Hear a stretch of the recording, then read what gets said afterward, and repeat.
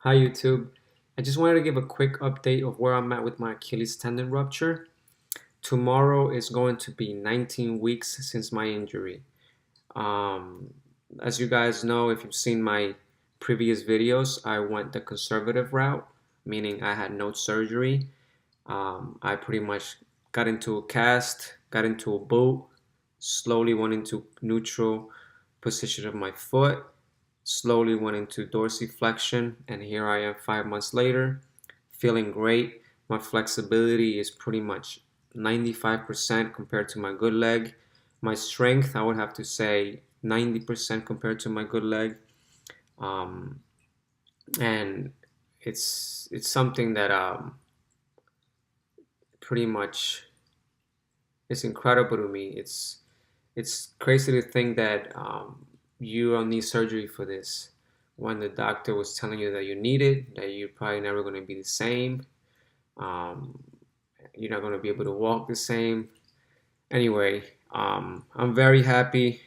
Um, it's been a journey. It's been, especially the beginning. The first weeks were tough. Believe me, I know. If you guys are going through this, just try to try to stay positive, stay have faith, and you'll get there. I promise you. Um, so far, um, I've been running now. I know that was my goal, to be able to run. And my best time is 9 minutes in a mile right now. And the tendon after feels great. Before it feels great. Obviously, you have to warm up. So I'm still foam rolling. I'm still stretching. I'll do a little bit of calf raises to get the calf going before my jogs. Um, and I don't feel anything in the tendon. I just feel tired because I'm unconditioned. So that's what happens when I run. So I got to get back into it, and thank God I'm able to run now, and it feels awesome because it's one of the things I love the most. Just to be able to run, especially in the trails here by my house. I really loved running outside, and spring's coming. And I was speaking of trails. I actually tried or went running in the trail here by my house about 3 weeks ago because it was really nice out and I didn't want to get on the treadmill. Treadmill's boring. Um, and I felt good. I did about a mile and a half, I think, in like 10 minutes. And the next day, I didn't have discomfort in my Achilles at all, but I had a little bit of tenderness in my heel bone, the calcaneus. It was a little tender, but it went away. It was nothing crazy, but obviously, I guess I wasn't used to it yet. It's a different uh, environment. The ground is not leveled.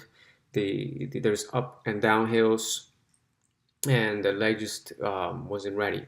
But I feel like if I keep doing it, the Achilles will get used to it and just get back to where I was.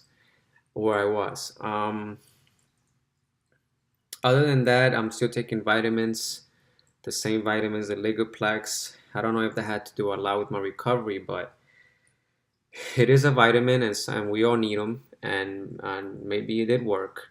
And sometimes I do forget to take them, but they're there on the countertop, and I take them whenever I remember. Um, what else? What else? What else? I wanted to show you guys where I'm at with my flexibility. Um, but also, besides the running, I've been doing more power training. So I'll do things like jumping in all planes of motion, frontal, sagittal, transverse. Um, I'm doing a lot of lifting heavier in my squats, in my lunges, in all the compound movements for my legs.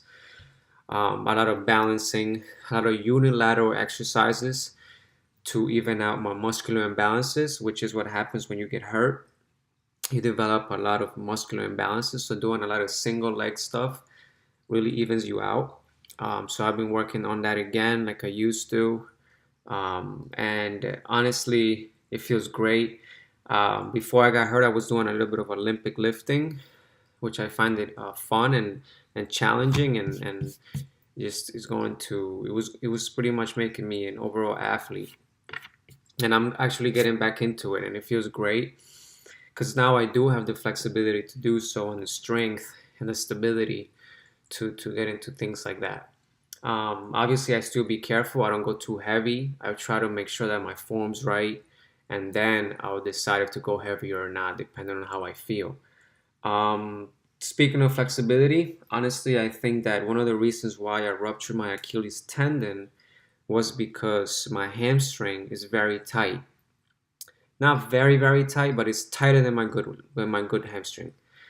And that's because I had two knee surgeries on my right leg, and I stretched it a lot, and I did a lot of physical therapy for it, and I completely ignored my good one.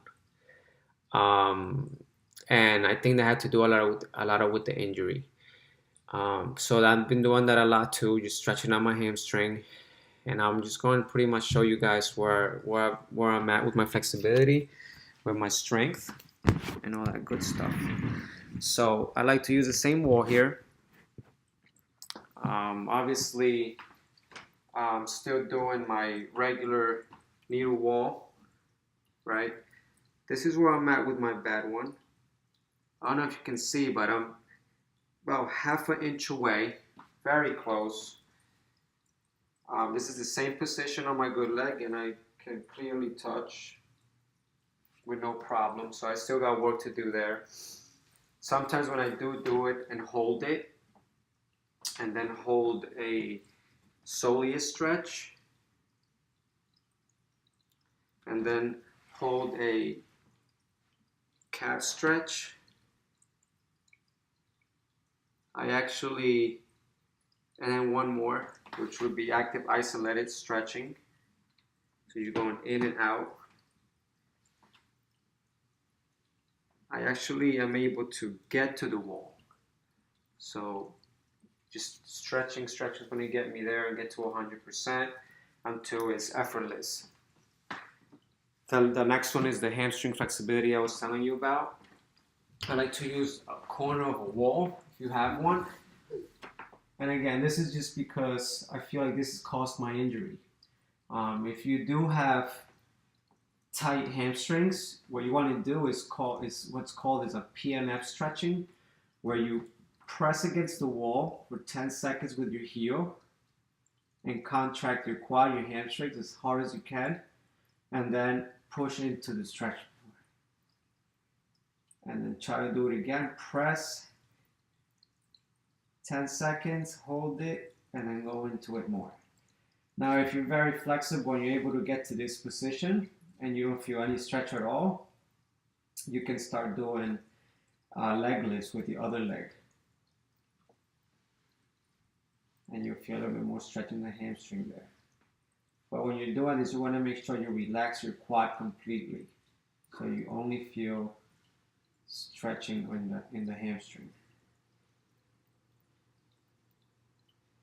So this is what I've been doing for my hamstring, just to obviously avoid getting hurt again.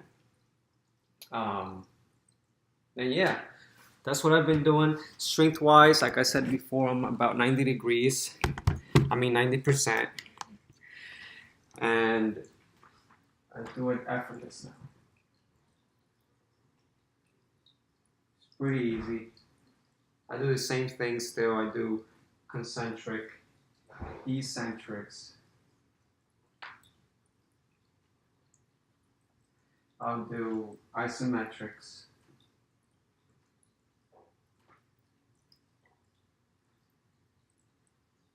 And the heel pumps.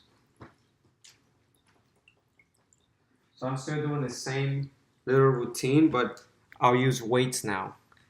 I'll use heavier weights. I have a 10-pound dumbbell here, which I'll use, or at work, I'll get it under the Smith machine and do the same thing a lot harder. Or I'll put dumbbells on my knees and do it, heavy dumbbells. or kettlebells, whatever you like to use, but just getting that strength back. And honestly, I think with the jogging and the jumping, it's actually just getting stronger anyway. But yeah, my goal right now is to pretty much sprint again, and that it will be hopefully in another month, so 6 months from now. Maybe I can. That's probably. It will be spring. Maybe in a month from now, it'll be very nice out, or nicer, and I'll be able to get into the field, put my cleats on, and maybe do some drills, get into more soccer specific training, kick the ball around, and see how I feel. And that is my goal right now. I hope I can keep motivating you guys.